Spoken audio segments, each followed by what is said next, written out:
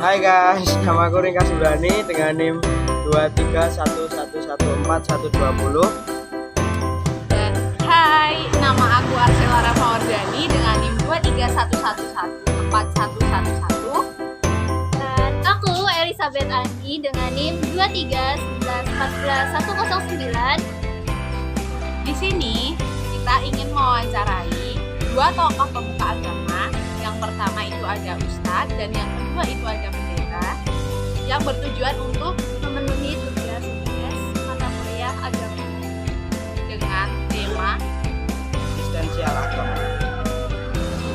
See you. Perkenalkan, nama saya Nanda Natalia, biasa dipanggil Nanda. Saat ini saya menjabat sebagai Vikaris di GKJ Jogja dan akan dilakukan menjadi pendeta pada tanggal 29.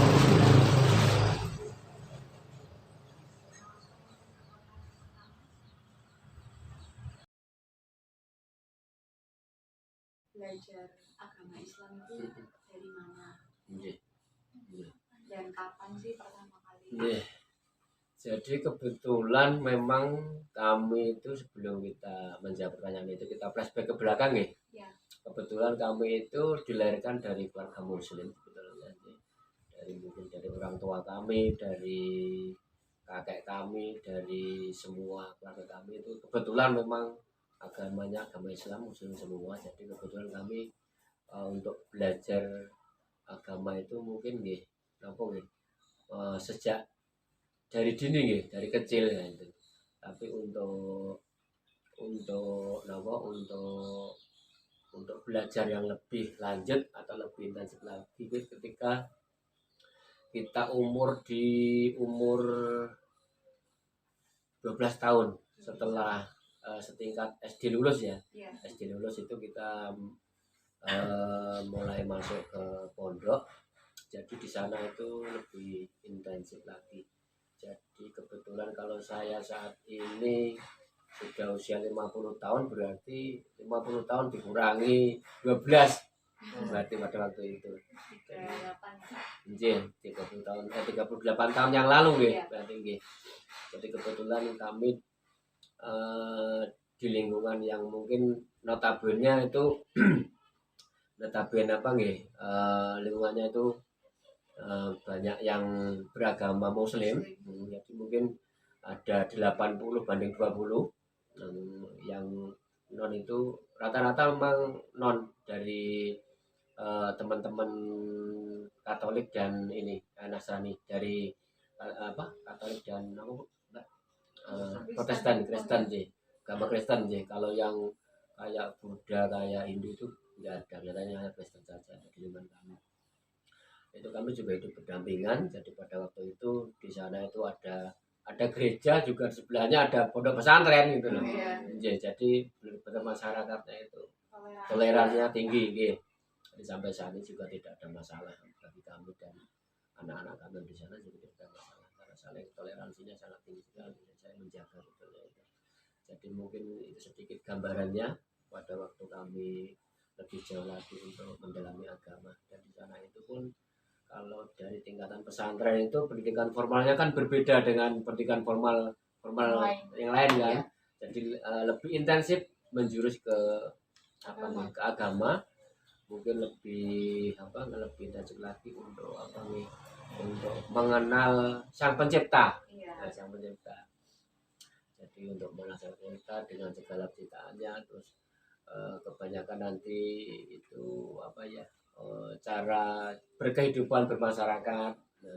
Terus nanti juga untuk mengaplikasikan mempraktekkan ilmu yang kita dapat seperti itu. Jadi intinya mungkin pada waktu umur 13 tahun itu saya sudah mengikuti pesantren, di samping juga ikut pendidikan formal.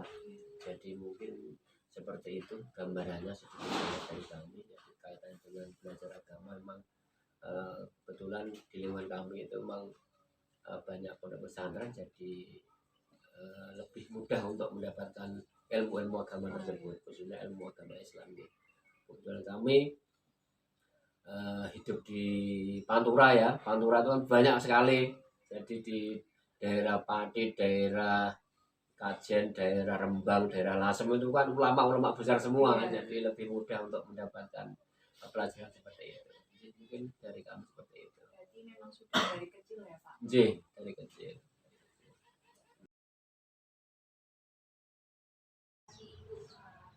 Untuk menjadi pendeta masih ada sosok inspirasinya itu siapa? Kalau ini misalnya dari tokoh Alkitab ya, tokoh Alkitab. Saya langsung ambil tokoh Alkitab. Kalau saya sendiri suka dengan kisah kehidupan Paulus. Paulus dulu kan kalau di dalam Kristenan, di dalam Alkitab dikisahkan Paulus dulu namanya Saulus. Ketika berjumpa dengan sosok Yesus gitu, di dalam kehidupannya, sosok Saulus ini diubahkan menjadi Paulus yang dipakai Tuhan untuk ya, memberitakan Injil dan itulah yang Ketika seseorang ini ingin pintar, ya harus belajar.